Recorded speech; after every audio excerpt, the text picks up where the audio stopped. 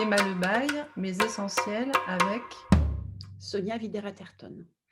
bonjour Sonia, Bonjour Emma. ravie d'être avec vous aujourd'hui pour prendre le temps d'échanger sur, la manière dont vous avez traversé toutes les étapes successives que nous avons vécues les uns et les autres depuis près d'1 an maintenant, du point de vue de votre création.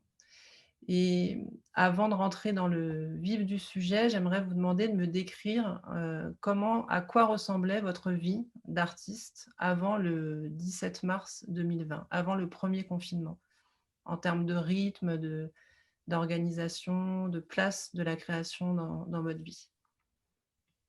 Bah, elle était assez, remplie, assez dans une sorte d'énergie, avec un tempo changeant parce que c'est il y a vraiment des moments de concentration de travail, il y a des moments de voyage, il y a des moments un peu de perte de temps, il y a des moments, il y a beaucoup de moments qui préparent des moments, en fait, et des moments qui sont des où on se projette, où on construit pour plus tard quelque chose. C'est-à-dire qu'il y a à la fois c'est comme s'il y avait plein de vitesses, d'énergie qui se passaient au même moment. Heu, des choses qui sont plus faciles et d'autres moins faciles, mais ce que je trouve, qui est très prenant, c'est qu'il faut tout le temps passer d'un temps à un autre. C'est-à-dire d'arriver à se projeter parce qu'en plus les concerts, les choses se projettent, très longtemps à l'avance, et puis en même temps avoir l'idée de ce qui va se passer le lendemain, et en même temps, se dire que si ce qu'il y a dans 3 semaines, on n'y pense pas, bah, ça va prendre l'eau, et il y a tout le temps cette espèce de jeu comme quelque chose de très mouvant où on met les pieds, enfin moi je le sens comme ça, en essayant de garder un équilibre comme quand on est dans l'eau. C'est-à-dire que le corps suit cet équilibre, et du coup ça remplit beaucoup parce que, et d'une manière très prenante parce que la tête et les émotions doivent tout le temps, travailler de manière différente. Et finalement, ce qui peut-être prend le plus d'énergie, mais qui guérit de tout ça, c'est quand tout d'un coup, il y a un moment qui devient, un seul moment, c'est-à-dire que c'est le moment du départ pour, par exemple, un concert ou une création, et là, tout le reste tombe, n'existe plus, et il y a une sorte de concentration pour vers une chose.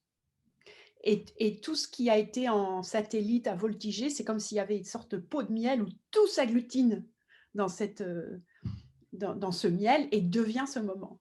Et ça, bah, je dis miel et tout de suite, je me dis: «Le miel, bah, oui, c'est doux, c'est sucré, ça guérit», mais c'est ça, en fait. C'est comme si tout cet éclatement, forcé par la vie, heu, tout d'un coup, on en guérissait grâce à ce moment-là.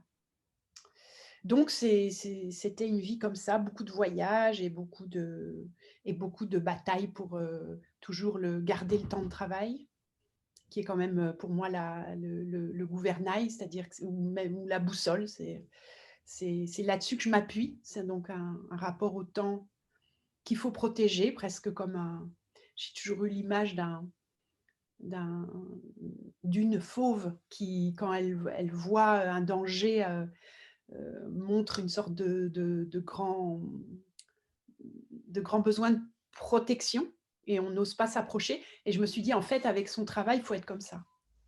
Il faut être comme, une panthère qui voit s'approcher un danger et qui juste, hérisse son poil et on n'ose plus s'approcher». Et en fait, pour travailler, pour avoir ce temps-là de travail dans un espace-temps, encore une fois, où il faut pouvoir se permettre de perdre du temps, de dire: «Mais j'ai passé tant de temps à ça, puis j'y suis pas arrivée, ou c'est pas la direction que je voulais prendre, ou j'ai pas trouvé». Ça, si on se garde pas ça, on est un peu en danger, je crois, et donc ce temps-là, faut vraiment le protéger. Et ce temps dont vous parlez de travail, c'est, du temps avec votre instrument tous les jours? Une durée, décidée à l'avance? Est-ce que vous pouvez en dire un peu plus sur ce temps-là? Alors ça, c'est ce dont je parle, le temps de la panthère là, oui, c'est le travail du violoncelle. Et moi je décide jamais, je vais travailler tant d'heures. J'ai une petite idée, d'un nombre d'heures, que je joue très, très, très concentrée, qu'il me faut pour être, où je me sens que je suis vraiment, fit comme on dit en anglais, en doigt, après ça dépend des œuvres qu'on joue, ça dépend il y en a qui demandent beaucoup plus d'être très, très d'avoir beaucoup travaillé quoi, d'avoir les doigts très musclés, en forme, rapides, des choses difficiles qu'il faut avoir beaucoup travaillé. Donc je je me mets pas enfin j'ai rien d'écrit dans le bronze et ça fluctue avec ce que je joue et ce que je sens aussi de mon jeu. Il y a des moments où je cherche des choses et je peux très bien me mettre sur la planche dans mon atelier, une œuvre que je ne vais pas jouer, que je sais qui est très difficile pour telle et telle raison et qui va me confronter à telle chose. Ça, je peux faire. D'ailleurs, ça me sauvera dans des moments de confinement dont on parlera après. Tout à fait, bah, ça fait une belle transition parce qu'après ce panorama, assez, riche, même très riche que vous venez de nous faire, c'est le 17 mars 2020 qui arrive, le premier confinement est annoncé et comment ça se passe pour vous? Comment vous réagissez à ça? Vraiment dans votre cœur? Ah, je pense que j'étais plus sidérée que mon cœur, il était sidéré aussi, donc je rentrais du Mexique, je suis rentrée assez rapidement, juste à temps, un peu plus tôt que prévu et donc c'est vrai que j'étais loin et que je suis arrivée à Paris, bah, au mom juste vraiment la veille du confinement. Et évidemment, le Covid on parlait du Covid, ça grondait. Je me souviens que je faisais avant le Mexique, j'étais à New York. Déjà dans les ascenseurs, je voyais des gens avec des gants, ça mais je sais pas, ça n'avait pas frappé encore directement. Puis il y a cette arrivée, donc déjà on veut voir si tout le monde ça va, l'entourage, on essaye de comprendre et puis là, les choses se ferment, donc il y a encore oui, une sidération, c'est-à-dire on est en train de vivre quelque chose qui n'est pas quotidien. Alors déjà ça, c'est pas souvent. En général, on s'en rend compte après ou ça mais là, c'était immédiat. Il se passe quelque chose d'extraordinaire.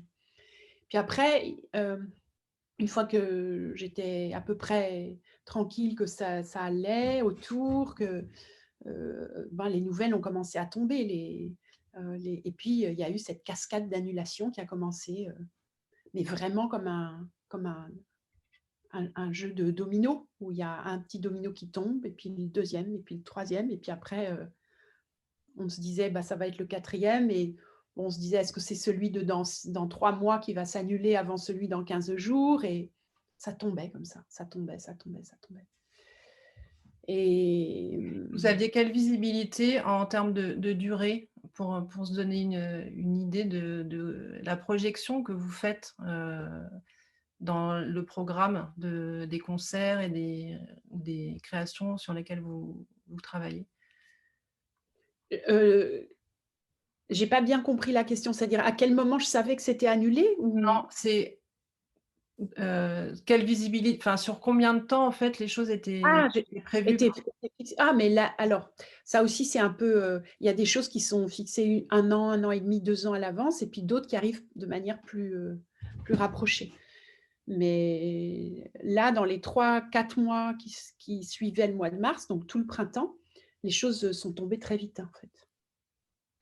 On n'a pas eu, tellement, à se dire: «Peut-être que» ça a été très clair très vite, ce qui est pas le cas maintenant. C'est-à-dire que tout d'un coup, c'était assez désertique. Il y a pas eu, il y a pas eu de doute sur le fait qu'on traversait un désert, de ce point de vue-là. Qu'il y aurait plus de points d'eau, quoi. Si on prend les si on remplace les concerts par des points d'eau, il y avait plus. Alors comment vous vivez? Comment vous ressentez ça, cet arrêt? Alors, je pense que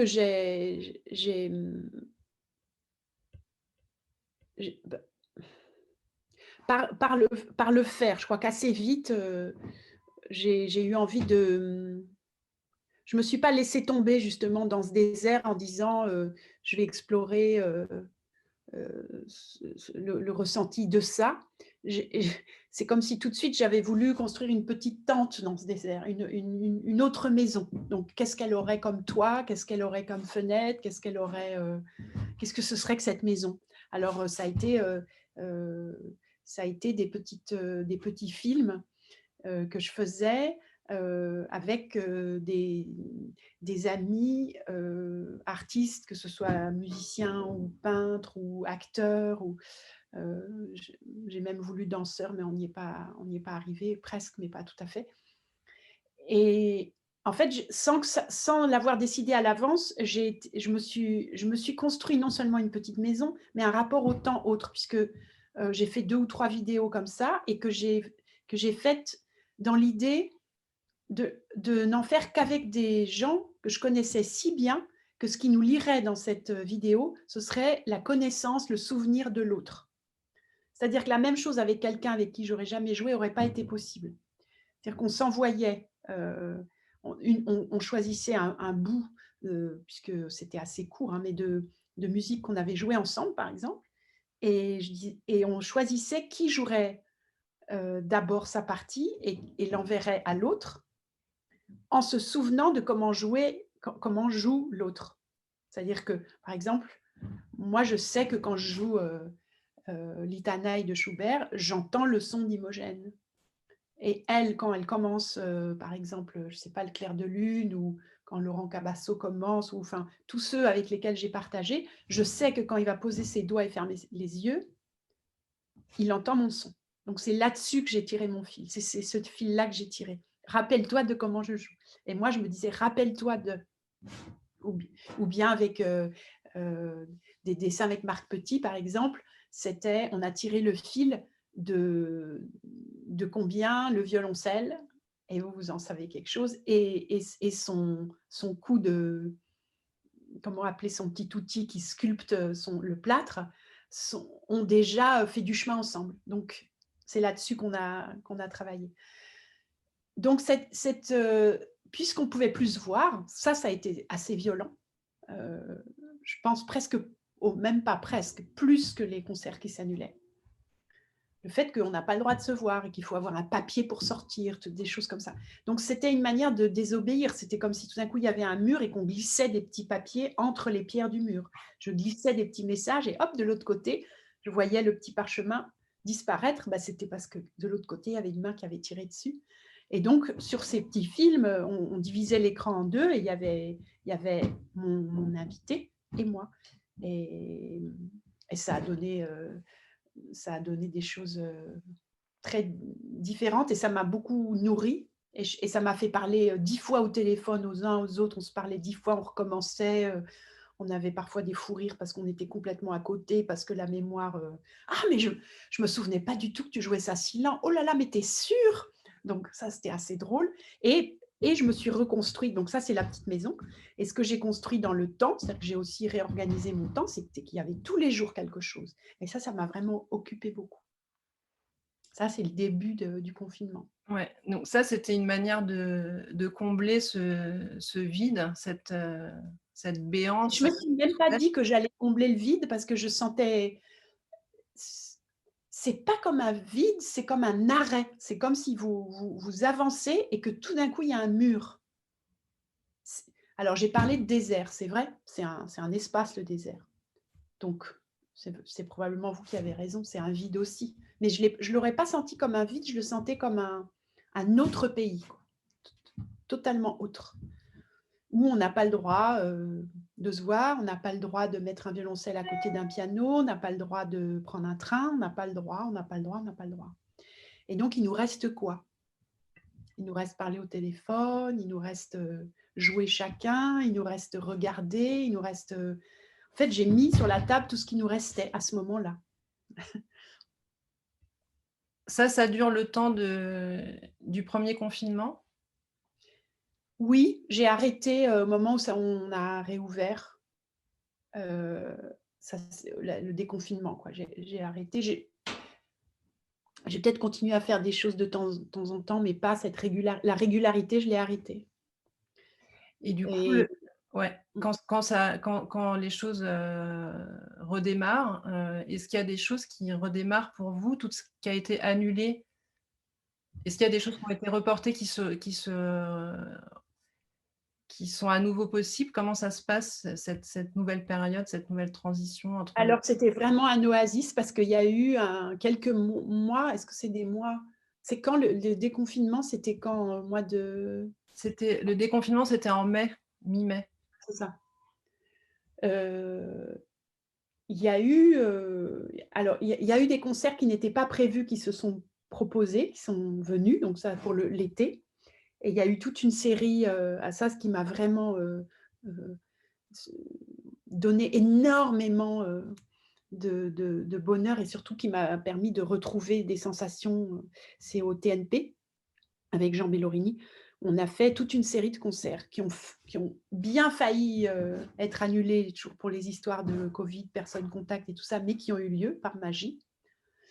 Et donc j'ai eu quelques moments de musique avec du monde. heu, l'abbaye de l'Essai, et j'ai pu voir ce que c'était que cette organisation, heu, d'avoir des gens qui viennent écouter, et d'une très, très grande, d'un très, très grand soin, de respecter tout ce qu'il fallait pour que personne soit mis en danger. Je l'ai vu se faire et ça c'est, à chaque seconde, tout était rempli pour qu'il y ait pas de je sais pas comment dire ça, il y avait vraiment l'attention à l'autre. Dans la société protégeait les autres, presque plus qu'elle-même et ça, c'est des moments, que j'oublierai jamais. Comme à Lyon, comme à l'Essai, et c'est pourtant parfois des petites équipes, à l'Essai, c'est que des bénévoles très mais tout ça marchait avec un désir de dire: «Mais malgré tout ça, on peut se retrouver ensemble» Et cette et transition-là de changement du confinement, vous avez trouvé une manière à vous d'habiter votre nouvelle petite, tente dans ce désert, ne pas avoir joué, devant un public, pendant 8 semaines. Est-ce que ça vous était déjà arrivé avant? Comment vous avez, relancé? Comment l'énergie elle est revenue pour, est-ce que ça a été compliqué? Est-ce que ça s'est fait spontanément d'y retourner sur scène? Alors, il y a plein de j'ai fait un concert, Arte Live, pendant le confinement. En fait, j'ai quand même fait attention de garder certains mécanismes, heu, réveillés. Après, je n'ai pas joué en public comme nous tous, donc quand c'est revenu, heu, je me suis dit que c'est encore une histoire de mémoire, que tout était là, qu'il fallait simplement, réveiller les points sensibles. Et j'ai pas voulu rentrer dans un je me suis mise à la fois en actrice et observatrice. C'est-à-dire que je me suis dit: «On va voir ce qui va se passer» et ça a été assez naturel. C'est-à-dire que je suis j'ai pas voulu du tout psychologiser, voilà. Je me suis dit: «On verra», ac on verra s'il y a des moments, ça crisse un peu, ça grincouille, si le trac prend une autre forme, mais en fait, j'étais tellement dans le pratique de ce moment qui allait avoir lieu, de retrouver aussi une grande salle parce qu'on travaille chez soi, le son est d'une certaine manière. En fait, on a plein de choses à faire. Donc enfin, moi, j'ai senti que j'avais pas trop le temps de commencer à me dire: «C'est quoi de retrouver le public?» Par contre, quand j'étais dans cette grande abbaye et que je me suis retrouvée devant tous ces gens, qui étaient quand même nombreux, même si, distancés, avec des masques et j'étais la seule du lieu à ne pas en avoir, heu, j'ai senti ce que c'était que l'énergie de plein de gens, ce qui est vraiment quelque chose de tangible. C'est comme une lumière. C'est quelque chose vraiment profondément d'irremplaçable. Heu, ça vraiment. C'est-à-dire qu'il y a je ne sais pas ce qui se passe dans un moment comme ça de partage, de présence, mais il y a quelque chose d'unique en ce sens que c'est plein de monde, donc on dit «le public», mais en fait le public, c'est 1 plus 1 plus 1 plus 1 plus 1. Et c'est ce déclinement de 1 plus 1 plus 1 plus 1 plus 1 qui fait cette chose extraordinaire. Et là, vraiment, j'ai pu le ressentir puisque je l'avais perdu.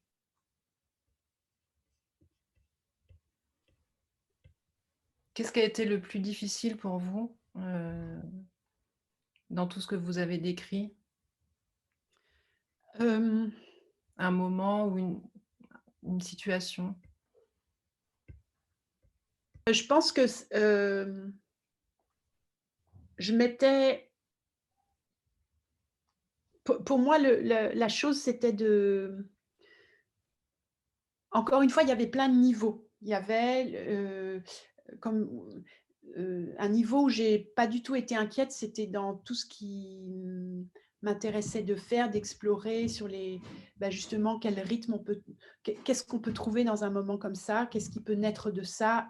Ça, c'était en mouvement.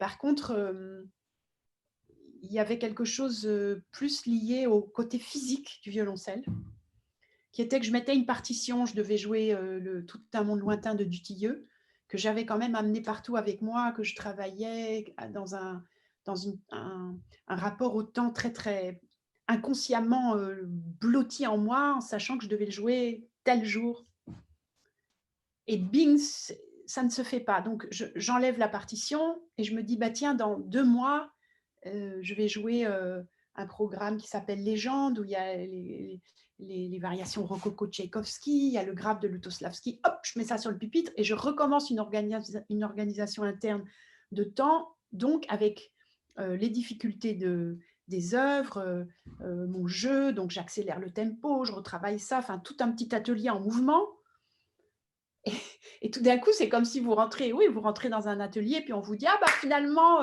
il y a pas la commande, vous pouvez arrêter». Donc boum, les partitions par terre. Bon, bah, très bien, puisque ça, c'est annulé, je vais me projeter dans 6 mois, il y avait ça, bing, je mets de nouveau quelque chose sur le pupitre et de nouveau le truc. Donc chaque fois, c'est que je me sentais comme un enfant qui fait des Lego, pas possible et puis quelqu'un ouvre la porte et paf, tout par terre. Parce que c'est une construction de travailler en ayant une date. Parce qu'on peut travailler aussi toute sa vie, ça marque le temps quoi, de savoir qu'on joue tel jour. C'est vraiment comme dit, Pasolini sur, la vie, c'est comme en fait la vie aura son film le jour de la fin parce que c'est ça qui va donner le sens. Heu, là, il y a un sens avec la date du concert quand même. Il y a un sens. Si c'est dans 3 semaines, vous n'allez pas chercher, enfin moi, le même genre de choses que si c'est dans 3 mois. Si c'est dans 3 mois, je suis tout à fait capable, moi, de travailler, retravailler, travailler. Mais alors, je vais pas peut-être partir dans des contrées de recherche, si c'est dans 3 semaines ou si c'est dans 3 jours, ça sera différent. Donc tout ce que je mets en œuvre, là-dessus, tout d'un coup, il y avait plus de cordes tendues, quoi. Tout était détendu puisqu'il y avait pas de date. Jusqu'au moment où j'ai repris, c'est ça que je vous disais au début, une œuvre de Bartók que je travaille, tout le temps, depuis des années, que je remets sur mon pupitre sans aucun, justement, date de la jouer. Je la mets parfois dans des projets un peu, mais je ne l'ai pas encore mise en je ne l'ai pas fait sortir, faire sa sortie au grand jour parce que je le travaille et donc chaque fois, je me remets à l'ouvrage et je retravaille et c'est tellement difficile que d'abord, je voudrais pas y arriver à la jouer trop bien, trop vite parce qu'elle est là, elle est mon elle est mon amie de ces jours-là.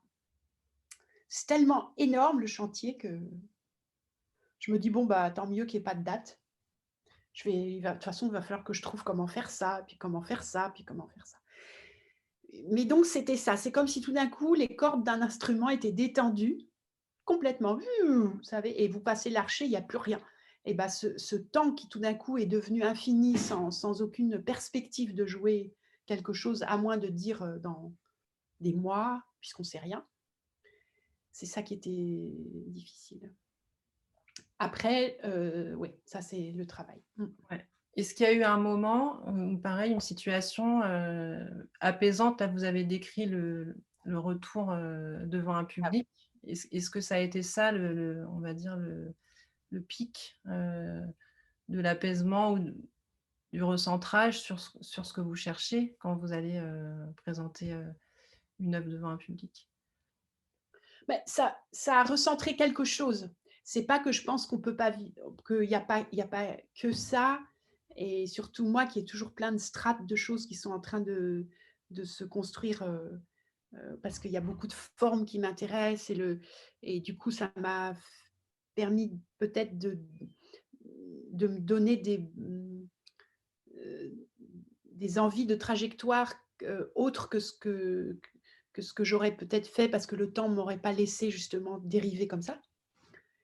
Mais ce qui est sûr, c'est que je me suis dit quand j'ai vu tous ces gens-là, à 2 mètres les uns des autres, attendre dans des queues infinies, enfin c'était pas très drôle tous ces trucs-là avec des masques et tout ça, et je me suis dit, je me suis souvenue de la fin de Golden 80's de Chantal Akerman où, il y a un monologue comme ça du jeune homme qui va hériter du magasin de ses parents et qui s'inquiète parce que c'est la crise et que donc il n'arrivera pas à vendre des vêtements, et il dit: «Mais les crises, ça s'arrange toujours et puis les gens, ça s'habille, on va pas voir les femmes sortir nues dans la rue, non?» Et je me suis dit: «En fait, c'est ça, c'est on de toute façon, les gens vont toujours se réunir et vont toujours avoir besoin, avoir envie, créer le fait de se retrouver ensemble pour raconter. Heu, on allons, à la tragédie grecque, et je me souvenais aussi de mes marches en c'est ce qui a aussi donné ce qui m'a lancée dans les Odyssées, c'est de me aussi bien en Grèce qu'en Italie, vous vous promenez sur une montagne et vous voyez un petit gradin de pierre et vous vous dites que là, des gens ont posé ça, ont fait un petit théâtre en plein air et on imagine un personnage au milieu, quelques personnes assises autour et il y a quelqu'un qui raconte et ça vous guérit, ça vous fait grandir, ça vous et c'est un peu de cet ordre-là ce que j'ai ressenti, c'est que quoi qu'il arrive, on se réunira.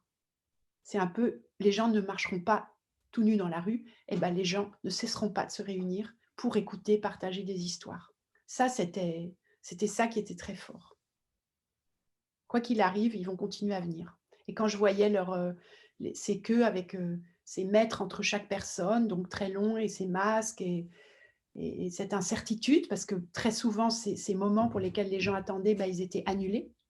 Très souvent, parce qu'il suffisait d'une personne contact, il suffisait de donc moi j'ai dû partir quelques jours plus tard que le jour prévu parce que j'ai été personne contact, donc on a bien failli devoir annuler le premier jour, puis le deuxième, bon, on a pu, se débrouiller, mais c'était tout ça, tout le monde le sentait très bien que c'était fragile. Puis il y a eu au TNP, il y a eu Peter Brook, il y a quand même des choses, il y a des gens qui sont venus, qui ont continué à monter sur scène et voilà, donc je crois que les gens qui participaient à ça, ils savaient que c'était un moment, extrêmement fragile et que donc extrêmement précieux, et donc ils se faufilaient, ce moment-là, et c'est ça que je me suis dit. Ces moments-là, ils existeront toujours. Et dans ces moments-là, on ne savait pas encore ce qui nous attendait, avec ce second confinement qui arrive. Non. Fin octobre, la fermeture de tous les lieux de spectacle vivant, qui dure depuis. Oui. Comment ça se passe pour vous, cette troisième étape? Comment ça avance? Bah, ça, je la trouve, beaucoup plus politique, beaucoup plus violente, beaucoup plus je n'y trouve pas, je trouve qu'elle n'a rien à voir, même si la raison et tout ça, c'est comme la première fois. Mais je trouve là qu'il y a, il y a quelque chose de dangereux qui s'installe, de profondément, je ne sais pas si c'est conscient, voulu, mais j'aurais tendance à penser que oui. Heu, mais ça me fait penser, là vraiment, je me dis: «Pourquoi ne veut-on pas que les gens, puissent partager, des choses?» alors qu'ils ont montré, ils ont vraiment montré, prouvé que ça ne mettait pas les gens en danger, et c'est comme si ça était piétiné. Donc, heu, ça enlève tout le sens de tout ce qu'on peut imaginer, inventer, et d'ailleurs, artistiquement, le fait de ne pas savoir, là, ça je vis, en ce moment même, c'est-à-dire qu'on nous demande, d'attendre, 10 jours avant un concert pour vous dire s'il va avoir lieu ou pas. C'est aussi un un piétinement de ce ce qui fait nos métiers. Pas un pied, oui, comme une absence totale de le voir. C'est comme des regards, des rapports entre les gens qui ne se font plus, c'est les nier. Euh, de dire bah vous allez on va voir et puis on verra bien, et de laisser les gens dans cette espèce de non d'incertitude, c'est c'est une manière de détruire. Et je pense qu'il y avait, c'est sûr, il y avait d'autres manières de faire. Alors pourquoi c'est comme ça? C'est pour ça que je dis que c'est beaucoup plus politique cette fois. La première fois, je me souviens même que je me suis dit, c'était presque biblique, il y a cette épidémie et c'est comme si l'être humain doit se retirer pour laisser respirer ce qu'elle a abîmé, laisser les animaux, leur redonner leur espace. Je sais qu'il y a des phrases qui m'ont frappée, comme il faut diminuer l'empreinte humaine sur le monde animal. Ça m'a énormément frappée. Et j'étais plutôt là-dedans. Je me disais, ce retrait, c'est comme un tsunami, quoi. Il faut que l'être humain, il s'est tellement avancé partout qu'il faut qu'il recule pour laisser la Terre respirer. Mais là, maintenant, je ne pense plus du tout des choses comme ça, même si ça reste vrai. Mais maintenant, on est dans quelque chose de beaucoup plus politique. Parce que la crise, on la connaît, on sait, il y a des recherches en parallèle qui se font. Donc, on peut pas, on n'est plus dans la sidération, on n'est plus dans ce moment-là. Donc, pourquoi est-ce qu'il y a ce bâillonnement? Là, c'est plus du tout, c'est vraiment une colère. C'est une bataille. En fait, je me sens, c'est devenu mes ennemis, ces gens qui font ça. C'est Mmh. mes ennemis. Ils C'est le une font incom tout à fait sciemment. Ils le font tout à fait sciemment et ils veulent pas que ça existe. Alors pourquoi? Il y a des il y a eu des idées, il y a des gens qui ont une énergie, de dingue, c'est des gens très souvent désintéressés. C'est comme si tout un pan d'énergie, non, c'est même pas que ils ont même pas le courage de dire: «On veut pas», ils font semblant que ça n'existe pas et que c'est impossible. Il y a vraiment une négation, c'est ne pas voir l'autre, c'est, voir l'autre, c'est déjà entendre: «Tu ne tueras point» de Lévinas, et ben là, ils ne voient pas, donc ils tuent. Ils ne veulent pas voir. Ils ne et veulent pas entendre, ils ne veulent pas voir.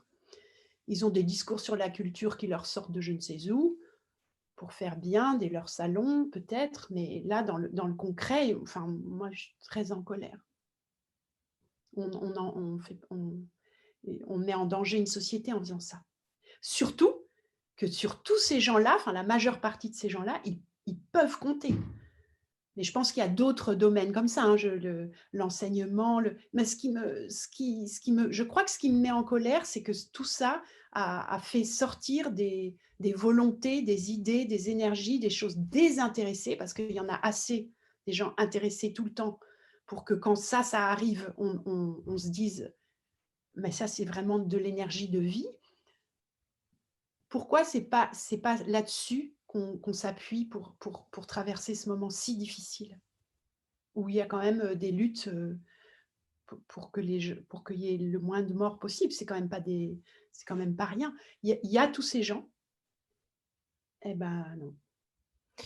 et cette colère que vous exprimez, moi, je l'entends, je la partage. Il y a des mots comme ça qui tournent un peu en boucle, de l'incompréhension, de la lassitude, surtout de l'incompréhension, finalement. Et cette colère, elle dure là. Quelle forme elle prend, pour vous au quotidien? Comment ça fait, ça influence ou pas, votre travail? Parce que là, vous disiez: «On attend une dizaine de jours avant un concert, avant de savoir si on va pouvoir le jouer ou pas». Donc toute cette temporalité que vous avez expliquée et décrite, elle est complètement, brinque-ballée. Enfin, je veux dire, ça il y a c'est plus ancré, quoi. Comment vous arrivez à garder le cap et à Bah, attendre? je me crée des moments, ça c'est toujours mon je pour reprendre mon image, puisque de disons de cette petite tente, dans un endroit désert, bon là c'est plus par je devrais même pas revenir au premier confinement parce que ça a pas à voir. Là, c'est vraiment beaucoup plus, une jungle, c'est-à-dire que Il y a une violence crue comme ça, dans le fait de dire: «On ne sait pas, on verra, vous ne saurez pas, vous saurez 10 jours avant» alors garder le cap, heu, c'est de me dire qu'on va s'en sortir, qu'un jour, ça va reprendre comme ce que je vous ai dit. On se dit que les gens vont pas sortir tout nus dans la rue, donc les gens vont, à un moment donné, pouvoir retrouver les les les lieux et on va pouvoir rejouer. Parce que jouer, c'est pas simplement c'est ça aussi ce que je crois, c'est pas il y a pas que jouer, il y a tout ce qui est sur scène, il y a tout ce qui est live, c'est-à-dire que tout ce qui est et en plus, il y a quelque chose de et c'est là où je dis que c'est politique, c'est le métier du spectacle vivant. Ça s'appelle le spectacle vivant, qui aujourd'hui est le spectacle mort. Pourquoi est-ce qu'on a enlevé ce mot? Et le spectacle vivant aussi voyage, parce que les interprètes, les artistes voyagent, c'est des nomades quand même dans leur vie. Ils passent plus de temps à l'hôtel que chez eux. C'est souvent les questions: «Ah mais vous supportez comme ça de pas d'être si peu chez vous? Comment vous faites pour avoir une vie de famille?» Enfin ces questions on les connaît, mais c'est lancinant.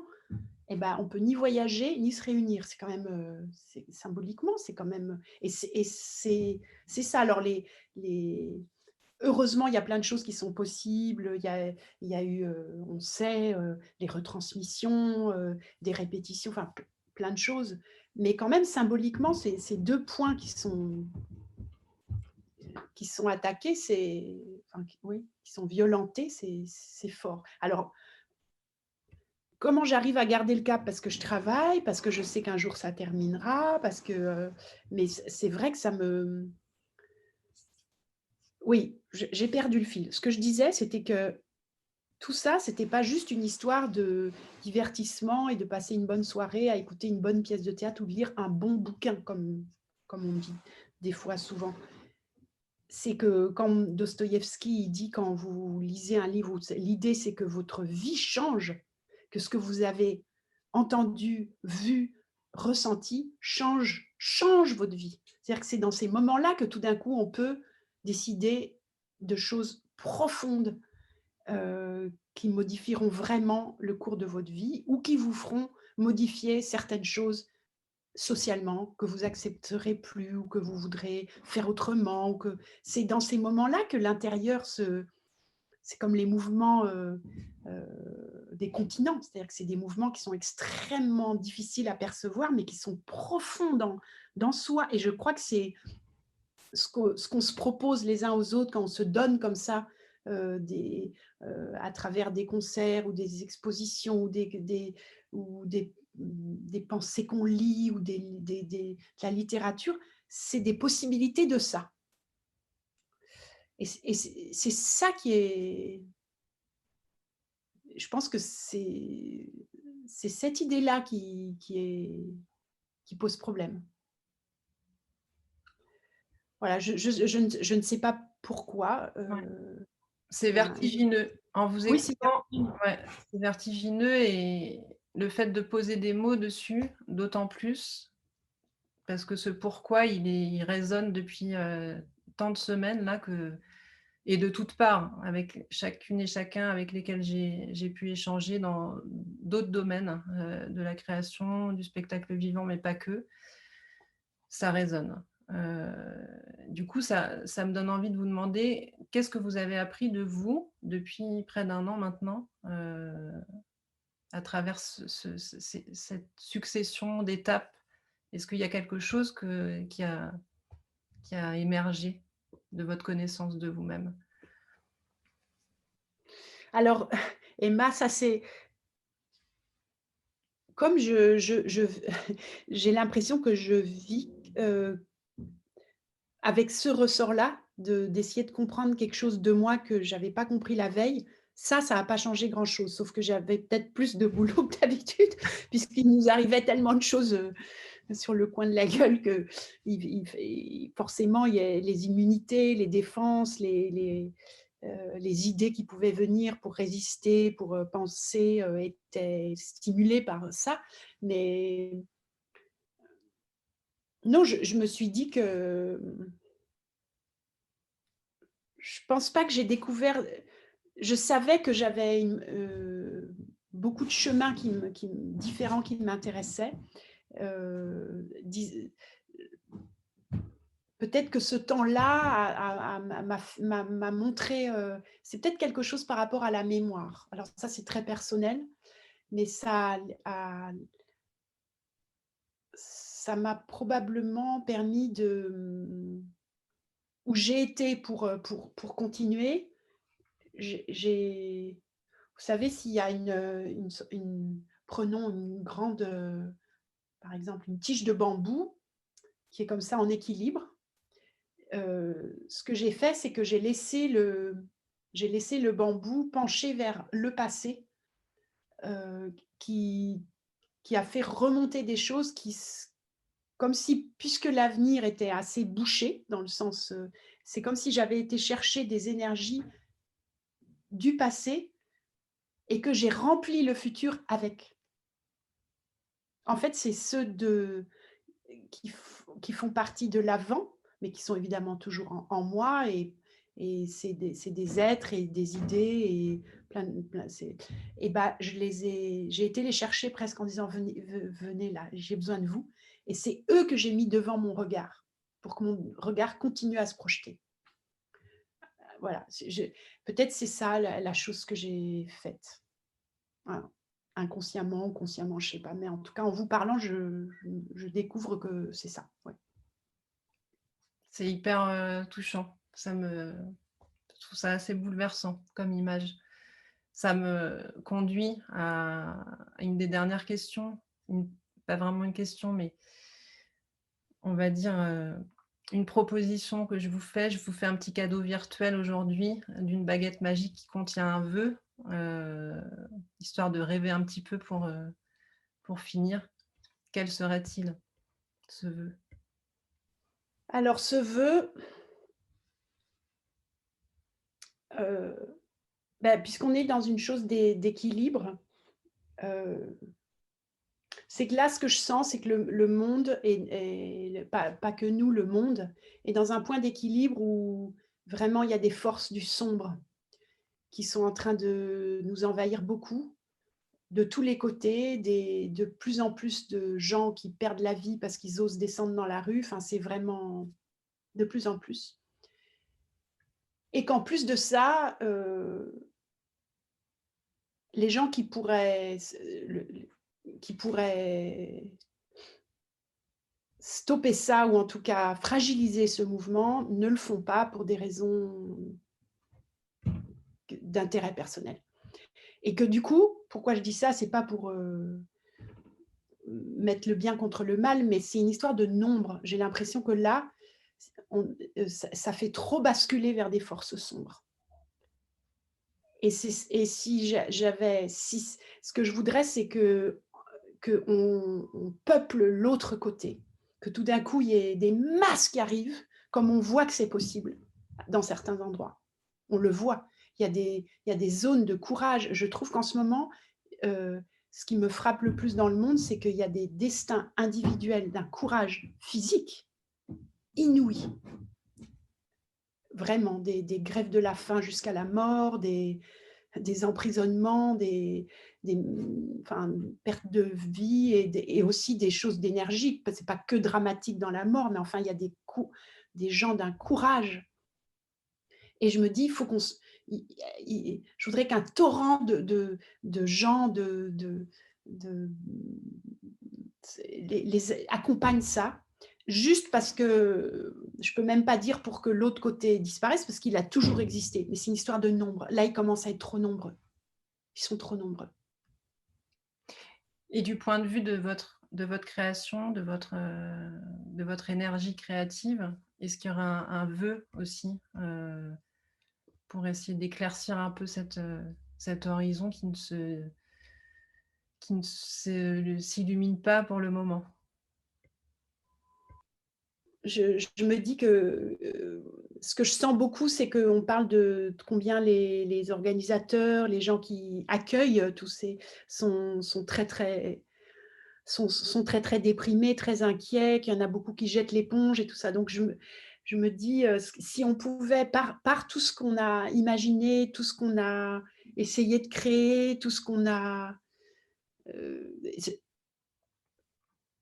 tout ce qu'on a résisté finalement, que ces forces-là viennent, qu'on se nourrisse les uns les autres et qu'on trouve des moyens pour sortir de ce truc comme un plutôt comme un feu d'artifice que comme une chose de nous mettre les uns contre les autres, de dire bon bah parce que c'est ça, beaucoup de gens attendent de pouvoir s'exprimer, beaucoup de gens, beaucoup de projets ont été annulés, donc on peut le voir comme quelque chose de ça va être l'hécatombe, il y aura et on peut le voir aussi comme mettons-nous tous ensemble comme une sorte d'immense ronde.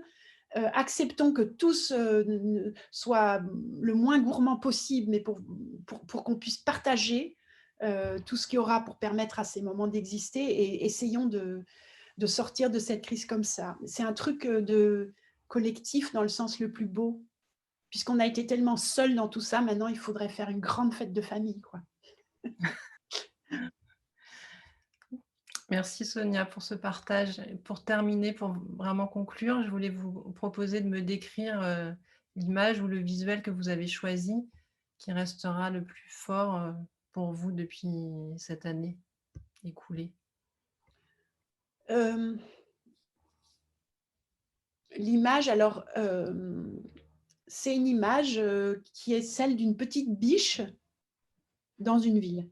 Et vous vous souvenez, c'est pendant le premier confinement, tout d'un coup, on nous a dit: «Les animaux, arrivent dans les villes». Bon, je sais pas, je ne connais pas du tout, je sais pas, je tire pas du tout de conclusion, ni j'explique ce que c'est, mais l'image de cette biche sur le macadam, heu, je crois que je l'oublierai jamais déjà, parce que ça m'a rappelé l'Inde aussi, que je croisais dans les villes indiennes des vaches comme ça et qu'on se disait: «Mais à la fois c'est presque des êtres vivants sains, heu et à la fois on se dit: «Mais comment elle mange? Comment elle vit? Comment elle est là? Elle a l'air»,